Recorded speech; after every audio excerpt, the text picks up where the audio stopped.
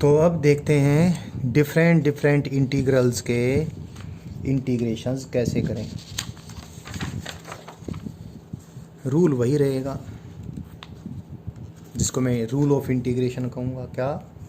अगर y का differentiation with respect to x u है तो u dx का इंटीग्रेशन क्या होगा? चेंज इन y होगा। क्योंकि अधिकतर लोग ये शब्दावली प्रयोग नहीं करते हैं, इसको कैसे लिखते हैं? y प्लस सी करके लिख देते हैं। एक और बात, क्योंकि लूज़ बात ज़्यादा पसंद आती है, तो एक बार देखें, क्योंकि y का डिफरेंशिएशन u है, जो लूज़ तरीके से बोला, तो u का इंटीग्रेशन y है। तो ऐसा बोलने से कई बार हम इस प्रकार से बोल देते हैं कि इंटीग्रेशन तो डिफरेंशिएशन का उल्टा है जी। y का डिफरेंशिएशन u है तो u का इंटीग्रेशन y है। तो इस प्रकार की लूज टॉक चीज़ों को याद रखने में बड़ी सुविधा प्रदान करती है, इसलिए मैंने भी इसको वापस से बोल दिया है। एक बार फिर बोल देता हूँ, जब लिमिट्स दे रखी होंगी तो चेंज इन y कहाँ से कहाँ तक होगा? बिल्कुल डेफिनेट होगा। ऐसे इंटीग्रेशन को हम डेफिनेट इंटीग्रेशन कहेंगे, फिर इसी की कोई ज़रूरत ही नहीं है। ये क्लियर आपको हो जाना चाहिए। अब हम इस रूल को यूज़ करके इंटीग्रेशन करना सीखते हैं। सबसे पहली बात कारण के साथ बताऊंगा। तो मान लिया हम क्या करें, x की पावर, x कोई वेरिएबल है, x की पावर n+1, तो ये x का फंक्शन बन गया, और डिवाइड बाई n+1 है। ये कोई n is a number, n is a real number, तो ये क्या बन गया? x का एक फंक्शन बन गया। लेकिन इसको x का फंक्शन बनने के लिए, वेल डिफाइंड फंक्शन बनने के लिए इस चीज़ को 0 नहीं होना चाहिए। यानी n की वैल्यू क्या नहीं होनी चाहिए? n की वैल्यू -1 नहीं होनी चाहिए। देखें ज़रा, इसका डिफरेंशिएशन करके देखते हैं विद रिस्पेक्ट टू x। क्योंकि इसका डिफरेंशिएशन में ये चीज़ जो कांस्टेंट है वो तो डिफरेंशिएशन से बाहर निकाल ली, और x की पावर n-1 का डिफरेंशिएशन क्या होता है? n-1 आगे गुना किया और x की पावर 1 कम कर दी। n+1 में से 1 कम कर दिया, कितना रहेगा? n रहेगा। तो n+1 से n+1 कट गया, तो ये क्या आया? x की पावर n आ गया। क्योंकि इस y का डिफरेंशिएशन ये u है, इसलिए इस u dx का इंटीग्रेशन x की पावर n इंटू dx का इंटीग्रेशन क्या आ गया? ये y आ गया। और y क्या है यहाँ पर? x⁻n+1 डिवाइड बाई n+1 है। लेकिन मैंने कहा था कि अगर ऐसा लिखेंगे तो पाप चढ़ेगा, पाप नहीं चढ़ाते, हम प्लस सी लिख देते हैं। या फिर ये नहीं लिखना चाहते तो क्या चेंज इन दिस ऐसा लिख दें, और लिमिट लगा दे। तो देखो एक बार लिमिट लगा के भी दिखाता हूँ, जिससे लिमिट लगाने भी आ जाए। देखो अगर अक्सर तो ये होगा कि हमें ये क्या है? dy है, यानी u dx है, इसमें कुल चेंज y में कुल चेंज यानी dy प्लस dy करना है। कहाँ से कहाँ तक? जब x की वैल्यू x1 से बदलती x, और n की वैल्यू जो भी कुछ होगी, n की वैल्यू के जरिए एग्जांपल भी ले लूँगा मैं, और x की वैल्यू 1 से बदलती x की वैल्यू सपोज 3 होती है। ये x = 1 to x = 3 लिखने की प्री पार्टी नहीं है, 1 to 3 लिखेंगे, अंडरस्टूड है, वो x की वैल्यूज़ हैं। कितना? फिर c नहीं लगाएंगे। इंटीग्रेशन के रूल के अकॉर्डिंग हमारी बात आई है 1 + n इंटू x की पावर n+1। ये हमारे पास अब y आया। y में ये शामिल है, ये कांस्टेंट बाहर निकाल लिया। इस y में कुल चेंज कहाँ से कहाँ तक? जब x की वैल्यू 1 से बदल के x की वैल्यू 3 हो गई हो। अब ये क्या है? x की पावर n+1। x की पावर n+1 की वह वैल्यू जब x की वैल्यू 3 हो तो क्या होगा? 3 की पावर n+1। ये देखो, आपको याद होगा, इसको मैंने y2 - y1 कहा था। तो y2 क्या है यहाँ पर? x की वैल्यू x2 पुट कर दी, तो x2 का स्क्वायर यानी 3 का स्क्वायर, 3 की पावर स्क्वायर नहीं, sorry, n+1, 3n+1 minus x की नीचे वाली वैल्यू क्या? 1n+1। तो डेफिनेट इंटीग्रल जो कि मेन है वो कैसे करें, यहाँ से आपने लर्न कर लिया है। अब मैं बार बार डेफिनेट इंटीग्रल नहीं करूँगा, ये मैंने ये सी वाली बात है, ये समझाने के लिए आपको ये बात बतानी थी। अब ये सी हम तभी इस्तेमाल करेंगे जब ये पाप नहीं चढ़ाना है लिखने में, अदरवाइज़ तो हमने लिमिट ही लगानी है, सारी बातें मालूम होगी। तो आपने लर्न कर लिया, एक इंटीग्रेशन आपने लर्न कर लिया अभी इसको, क्योंकि सारे समझाने में मेन बात अधूरी या आपकी सोच से शायद गायब हो गई हो। हमने एक बात बतानी है, ये प्रमाणित कर दी है, x की power n into D x का इंटीग्रेशन कितना आया, लेकिन ये तब होगा जब n क्या नहीं हो, n-1 नहीं हो। ये इंटीग्रेशन कितना आता है, n की पावर 1 बढ़ गई जी, और बढ़ी हुई पावर से डिवाइड कर लिया जी। डिफ्रेंशिएशन में उल्टा करते थे, डिफ्रेंशिएशन में x की जो ऑलरेडी वैल्यू होती थी उसको आगे गुना करते थे और एक पावर फिर सबट्रैक्ट कर देते थे। इंटीग्रेशन में इससे उल्टा किया है। नहीं, कारण तो जो भी है मैंने पहले बता दिया है, याद करने का तरीका बता रहा हूँ। याद इस प्रकार से कर लें, x की एक पावर आपने इंक्रीज कर ली और बड़ी हुई पावर से डिवाइड कर दिया और प्लस c लिख दिया, कॉन्स्टेंट ऑफ इंटीग्रेशन लिख दिया।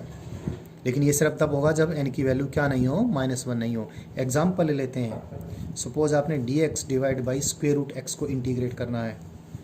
स्क्वेयर रूट x क्या है, x की पावर -1/2 है, 1/√x है, तो इसलिए x की पावर कितनी होगी, -1/2। ये मेथड हमने यूज़ किया तो x की एक पावर इंक्रीज हो गई, -1/2 में एक ऐड हो गया और बढ़ी पावर से डिवाइड कर दिया, प्लस c लिख दिया। 1 में से 1/2 गया तो 1/2 रह गया, 2 ऊपर चला जाएगा। ये क्या है, ये square root x plus c। So I told you this, पहला हमने इंटीग्रेशन सीख लिया है और इंटीग्रेशन अभी सिखाते हैं। अब आप ये सोच सकते होगे कि जी x की वैल्यू, x की पावर n जो है, अगर n की वैल्यू -1 नहीं है तो ही सिखाया है, अगर n की वैल्यू -1 है तो क्या होगा। अरे ये तो हम पहले ही सीखे बैठे हैं भाई, अभी देख लेते हैं। क्यों, क्योंकि we already know ln x का डिफ्रेंशिएशन, नेचुरल लॉग x का डिफ्रेंशिएशन तो 1/x होता है जी। इसलिए वही इंटीग्रेशन का रूल यूज़ किया, y का डिफ्रेंशिएशन अगर u है तो u का इंटीग्रेशन y होगा। वो लूज स्टॉक हमने फिर से बोली है, तो हम क्या करें, 1/x इंटू डी एक्स का इंटीग्रेशन कर दें, या इसको ऐसे भी लिख सकते हैं, ऐसा कम लिखते हैं बल्कि ऐसे ज़्यादा करते हैं, dx/x का इंटीग्रेशन, या ऐसे लिख दें क्या, x की पावर -1 इंटू डी एक्स का इंटीग्रेशन। क्या होगा, वही तो होगा जिसका डिफ्रेंशिएशन है। किसका डिफ्रेंशिएशन है, ln x का, यानी नेचुरल लॉग x का। अब पाप नहीं चढ़ाना तो हमने प्लस कांस्टेंट ऑफ इंटीग्रेशन लिख दिया। सो हमने 2 इंटीग्रेशन सीख लिए हैं, x की चाहे अब जो मर्जी पावर आ जाए, चाहे -1 हो -1 हो तो ये रूल यूज़ कर लेंगे, -1 के बजाय कोई और है तो जो पहले सीखा था हमने वो रूल यूज़ कर लेंगे। तीसरा, अब आत्मा अजर है, अमर है, बंदी का कुछ नहीं बिगड़ता, और वो है e की पावर x। तो e की पावर x का हमने इंटीग्रेशन सीखना है, नेचुरल एक्सपोनेंशियल फंक्शन का। फिर वही करें, dy/dx ऑफ e⁻x, इसका डिफ्रेंशिएशन तो e की पावर x ही होता है, क्योंकि इसका डिफ्रेंशिएशन ये है, तो इस बंदी का इंटीग्रेशन भी यही रहेगा, e की पावर x dx का इंटीग्रेशन भी e की पावर x ही रहा। पाप से बचने के लिए c लगा दिया हमने, तो इसलिए मैंने e की पावर x को आत्मा कहा था। पट्टी को डिफ्रेंशिएट करें तो भी यूँ क्यों, और इंटीग्रेट करें तो भी यूँ क्यों, और इसलिए ई को मैजिक नंबर भी कहा था। मैजिक नंबर तो बहुत कारणों से है, बाकी हमने इंटीग्रेशन और डिफ्रेंशिएशन तो इसका सीख ही लिया है, हमने काफ़ी कुछ सीख लिया है, और भी हम ये भी सीखने वाले हैं, सीख जाएंगे बहुत जल्दी। लेकिन आगे सिखाने से पहले 1-2 बातें मैं आपको और बताना चाहूँगा, पहले वो बता देता हूँ, फिर आगे की अपनी सीख को आगे बढ़ाएंगे। पहले कुछ चीज़ें हम जान लें। देखो बच्चों, वो जो चीज़ें मैंने जाननी हैं वो ये कि इंटीग्रेशन है क्या, समेशन ही तो है। कोई समेशन बाय द वे होता है, जैसे summation 5 into something plus 5 into कुछ नंबर 2 कुछ नंबर 1 प्लस 5 इंटू कुछ number 3 something into 5 plus something into 5 plus something into 5 plus something into 5 तुच्छ लिख दिया, और किसी कुछ को मैंने, ये सारा मैंने ऐड करना है। तो सब में ये कॉमन मल्टीप्लायर है, सब में ये सेम मल्टीप्लायर है, तो इस सेम मल्टीप्लायर को पूरे समेशन से कॉमन बाहर निकाल लेते हैं। कुछ 1 प्लस कुछ 2 प्लस वगैरह वगैरह, यही तो बात है, और इंटीग्रेशन यही तो है। तो बाय द वे हमने इंटीग्रेशन करना है किसका, यू डी एक्स का इंटीग्रेशन करना है। यू डी एक्स की डिफरेंट डिफरेंट वैल्यूज़ को, कुछ 1 प्लस कुछ 2 कुछ, यानी डी वाई की डिफरेंट डिफरेंट वैल्यूज़ को ऐड करना है, और इन सब को हमने किसी कॉमन फैक्टर से मल्टीप्लाई कर रखा है। कॉमन फैक्टर जो सब में सेम हो उसको कांस्टेंट कहेंगे, किसी कांस्टेंट से मल्टीप्लाई कर रखा है, और इसको पूरे को हमने इंटीग्रेट किया जो भी लिमिट है। तो क्योंकि ये तो वही बात होगी ना, तो इस ये समेशन ही तो है इंटीग्रेशन, तो कांस्टेंट को क्या निकाल लेंगे, समेशन से कॉमन बाहर निकाल लेंगे, या इंटीग्रेशन से कॉमन बाहर निकाल लेंगे, और किसका इंटीग्रेशन कर देंगे, यू डी एक्स का इंटीग्रेशन कर देंगे। मैं नहीं बताता तो भी ये बात आप जानते थे, आपने सीख लिया होगा किसी न किसी तरीके से, बट ये मैं सारी चीज़ें समझाने लग रहा हूँ, तो ये बात, ये समझ भी आपकी पक्की होनी चाहिए कि कांस्टेंट को हम इंटीग्रेशन से कॉमन बाहर निकाल लेंगे। कई बार ऐसा भी होगा बच्चों, जो मैंने वैसे ही छोड़ दिया आपके ऊपर, dx का ही इंटीग्रेशन करना है, तो ये तो आप जानते हैं बच्चों, dx क्या है, x की पावर 0 इंटू डी है, या फिर dx प्लस dx, वैसे देख लें dx का integration dx plus dx plus dx, तो total change in x, dx plus dx plus dx plus dx is total change in x, तो क्या आ जाएगा, टोटल चेंज इन x। क्योंकि टोटल चेंज इन x तो लिखने का हमारे कॉमन करता नहीं, तो x लिखते हैं अक्सर, तो क्या लिख देते हैं, x प्लस c लिख देते हैं पाप से बचने के लिए, लेकिन है क्या, टोटल चेंज इन x। वैसे देख लें चाहे क्या, x की पावर 0 है, x की पावर 0 का इंटीग्रेशन क्या होगा, पहले तो एक पावर बढ़ेगी, बढ़ी हुई पावर से मल्टीप्लाई करेंगे, पहले एक पावर बढ़ेगी, 0 से 1 बढ़कर पावर 1 होगी, फिर बड़ी हुई पावर से मल्टीप्लाई नहीं डिवाइड करेंगे, तो x की पावर 0 में 1 ऐड कर दिया, x की पावर 1 होगी, और 1 से डिवाइड कर दिया। तो चाहे आप ऐसे कर लें चाहे ऐसे कर लें, ये बात मैंने आपको सिखा दी है। अगली बात और ऐसी बिल्कुल आसान सी एक बात और भी बतानी है, वो भी आपको जाननी ज़रूरी है। देखें भाई, बहुत सारी चीज़ें हमें जोड़नी है, ऐड करनी है, तो चाहे तो हम उनको इकट्ठा ही सब पूरा ढेर लगा के एक जगह पर और सबको फिर ऐड कर दें, या अलग अलग टुकड़ों में बांट कर ऐड कर दें, तो ग्रैंड टोटल तो सेम ही बैठना है। कहने का अभिप्राय ये, u is a function of x, v is a function of x, w is a function of x, इन सब का एडिशन या सब्ट्रैक्शन कुछ करना है, लीनियर कम्बिनेशन इनका, ये सारा हमने समेशन करना है। U d x plus u v d x minus डब्ल्यू डी एक्स, इसका सारे का हमने एडिशन ही, तो समेशन इंटीग्रेशन समेशन एडिशन ही तो है। तो इसको सारे को इकट्ठा हम, इस ढेरी को हम इकट्ठा ऐड कर दें, या फिर अलग अलग ढेरियाँ, 3 ढेरियाँ अलग अलग बनाकर कर दें ऐड, क्या यू डी एक्स को अलग से ऐड कर दें, वी डी एक्स को अलग से ऐड कर दें, डब्ल्यू डी एक्स को हम अलग से ऐड कर दें। तो चाहे ये भी ओबियस बात है, बट ये भी आपको मालूम होनी चाहिए।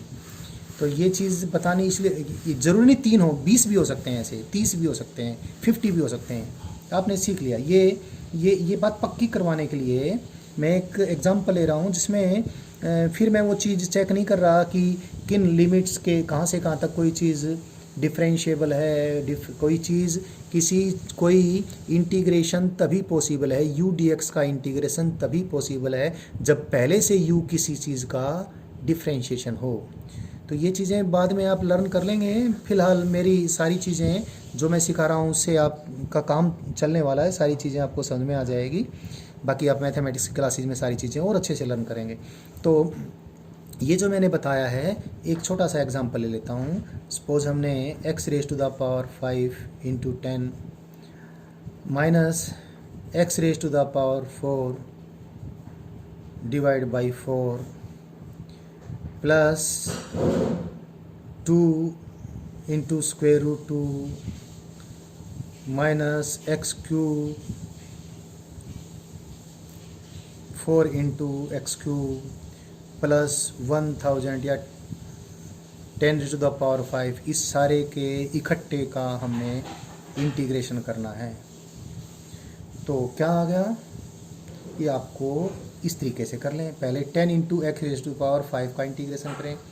10 तो मैंने अभी बताया था कांस्टेंट है, इंटीग्रेशन से बाहर आ जाएगा। X raise to the power 5 का कितना होगा, पावर एक इंक्रीज हो जाएगी 6 डिवाइड बाई 6 ये आ माइनस 1/4 तो कांस्टेंट है बाहर निकाल लिया। x की पावर 4 का कितना हो जाएगा, एक पावर बढ़ जाएगी और बढ़ी पावर से क्या कर देंगे हम डिवाइड कर देंगे +2। स्क्वेयर रूट x है, स्क्वेयर रूट x में x की कितनी पावर है 1/2, उसमें एक ऐड हो जाए कितना हो जाएगा, वो हो जाएगा x की पावर 3/2 तो x raise to the power 3/2 हो गई। और 3/2 से हम क्या कर देंगे, इसको डिवाइड कर देंगे, उसके बाद सिंप्लीफाई कर लेंगे। ये क्या है -4 तो बाहर निकाल लिया कांस्टेंट, x की पावर 3 का कितना हो जाएगा, x की पावर 4/4 हो जाएगा, 4 से 4 कट जाएगा। और ये क्या है कांस्टेंट है, कांस्टेंट को हमने इंटीग्रेशन से बाहर निकाल लिया तो क्या बच जाएगा खाली dx, और dx का इंटीग्रेशन कितना होता है x होता है। और फिर पाप से भी तो बचना है, कांस्टेंट ऑफ इंटीग्रेशन भी लिख देंगे। तो ये आसान बात है, आसान इसका एग्जाम्पल है, लेकिन मैंने बताना था आपको बता दिया है।